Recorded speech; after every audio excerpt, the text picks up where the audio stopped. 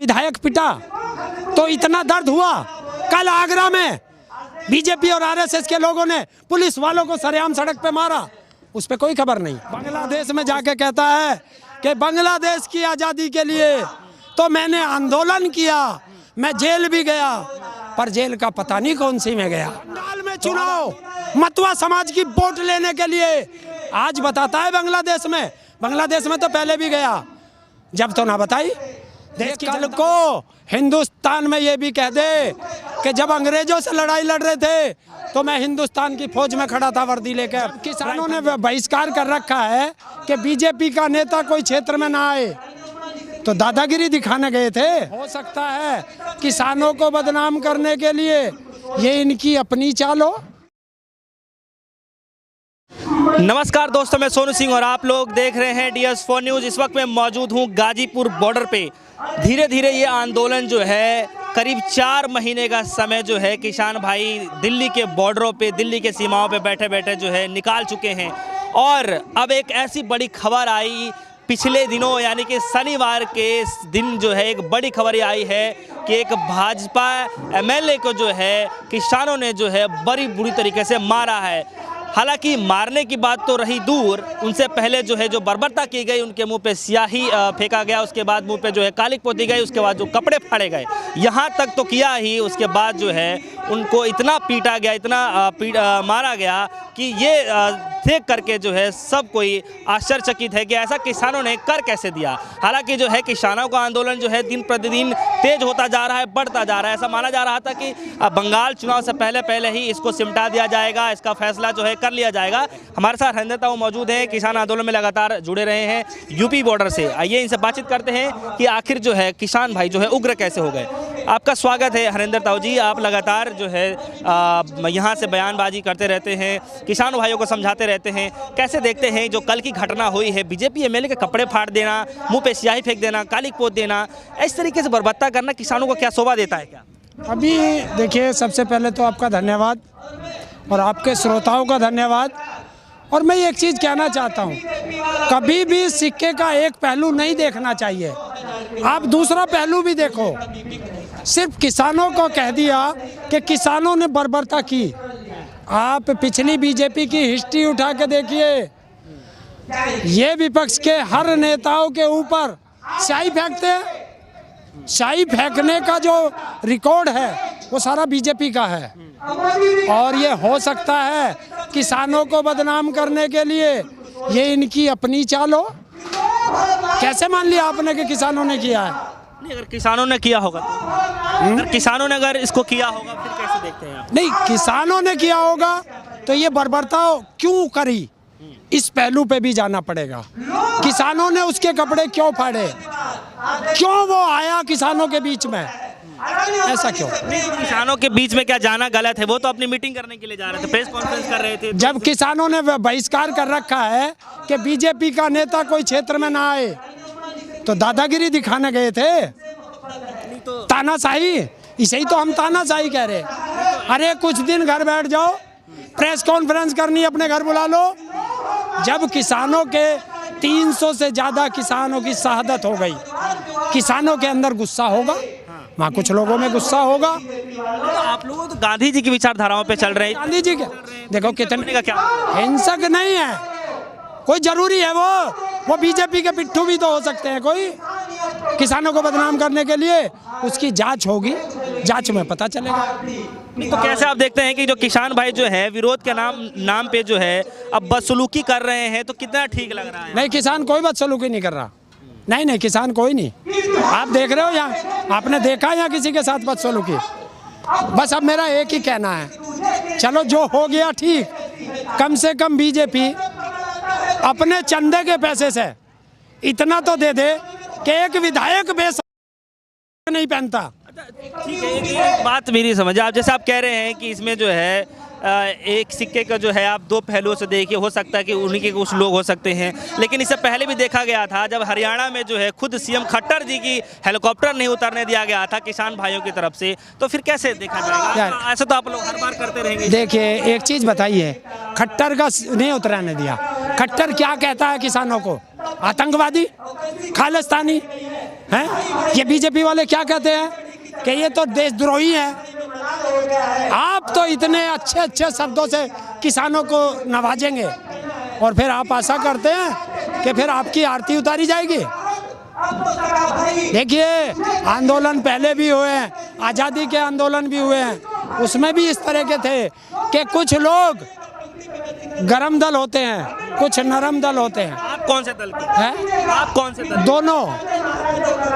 मैं गांधी को भी मानता हूँ, मैं चंद्रशेखर आज़ाद को भी मानता हूँ, मैं भगत सिंह को भी मानता हूँ, और मैं अशफाक उल्लाह खां को भी मानता हूँ, और वक्त पड़े तो उधम सिंह को भी मानता हूँ। नहीं, आप एक आंदोलनकारी हैं और इतने दिनों से जो है आप लोग शांतिपूर्वक जो प्रदर्शन कर रहे हैं, महज जो देखने को मिल रहा है कि करीब धीरे धीरे जो है आप लोगों ने 4 महीने का जो समय है आप लोगों ने निकाल दिया है। अब उसके बावजूद अगर आप लोग ऐसे करेंगे, अगर मान के चलिएगा इस तरह घटना किसानों की तरफ से होती है तो फिर कैसे, कितना क्या? देखिए, ये 4 नहीं है, पंजाब में जो घटना हुई है ना, वो 6 महीने से ज़्यादा आंदोलन करते हुए हो गए उन्हें।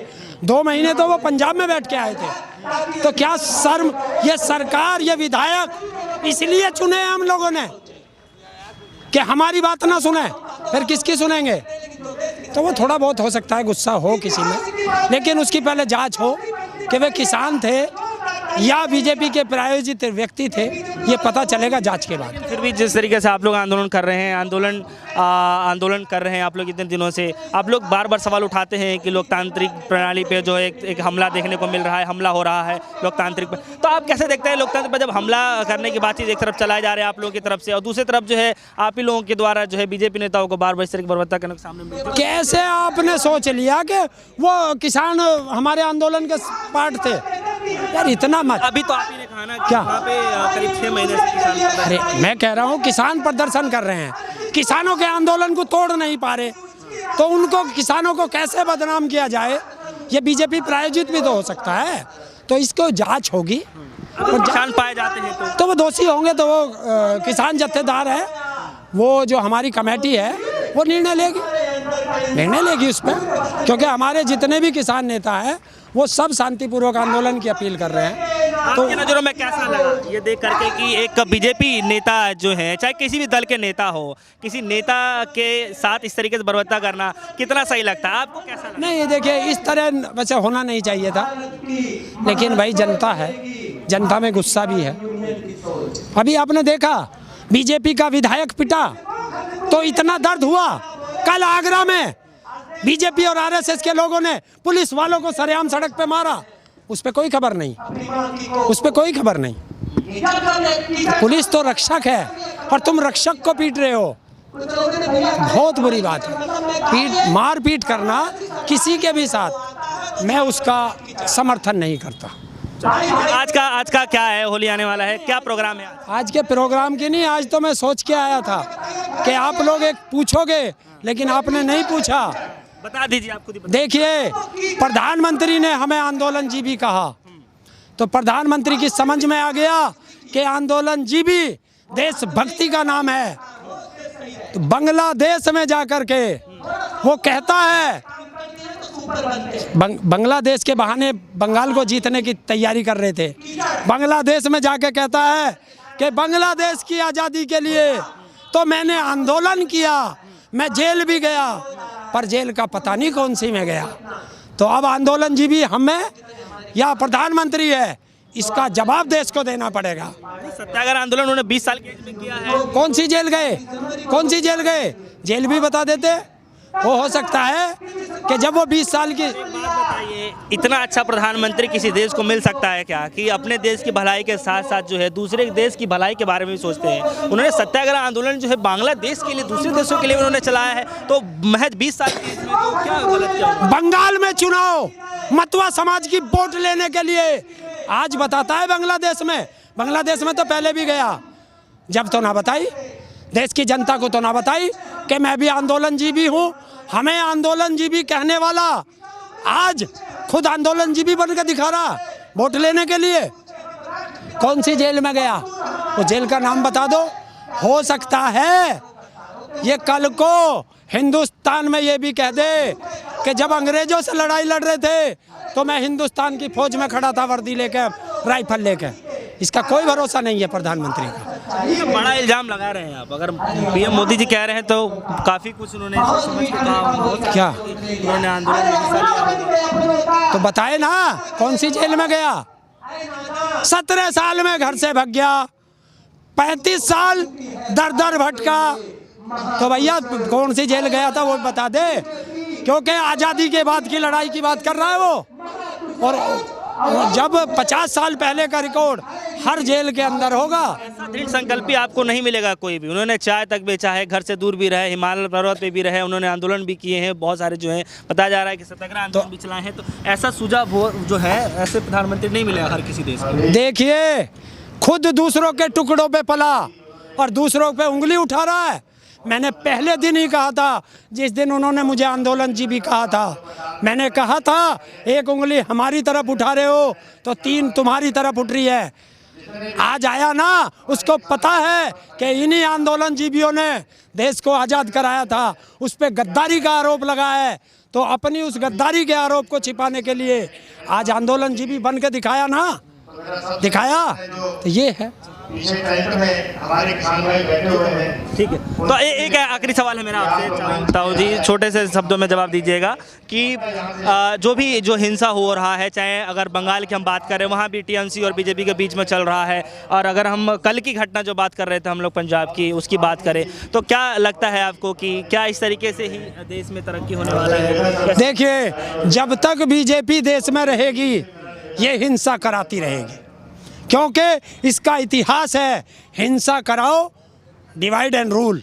क्योंकि अंग्रेजों के पिट्ठू थे तो अंग्रेजों की नीति पे चलते हैं, डिवाइड एंड रूल, बांटो राज करो। चलिए ठीक है, हमारे साथ जो है हरेंद्र ताऊ मौजूद रहे, जो कि भारतीय किसान यूनियन के एक कार्यकर्ता के रूप में जाने जाते हैं और काफ़ी दिनों से जो है गाजीपुर बॉर्डर पे मौजूद रहे हैं, किसानों को संबोधित करते रहे हैं। जितने भी आवाम जो यहाँ पे आते हैं, चाहे छात्र हो चाहे नौजवान हो, सबको यहाँ से जो है संबोधित करते रहे, उनको समझाने का कार्य करते रहे। तो आज हमने जो है कल जो घटना हुई थी पंजाब के अंदर में, जिस तरीके से बीजेपी MLA को जो है प्रवृत्ता किया गया था, जो स्याही फेंकी गई थी, उनके कपड़े फाड़े गए थे, मारे गए थे, उसको लेकर के आज हम इनसे बातचीत कर रहे थे। हालांकि इनके विचारों से आपको समझ में आ रहा होगा कि कुछ भी हो सकता है, किसी एंगल से भी देखा जा सकता है। जरूरी नहीं है कि जिस पक्ष को हम गलत समझ रहे हैं वही गलत हो। फिलहाल के लिए इतना ही, जुड़े रहेगा हमारे साथ, देखते रहिएगा DS4 न्यूज़। धन्यवाद।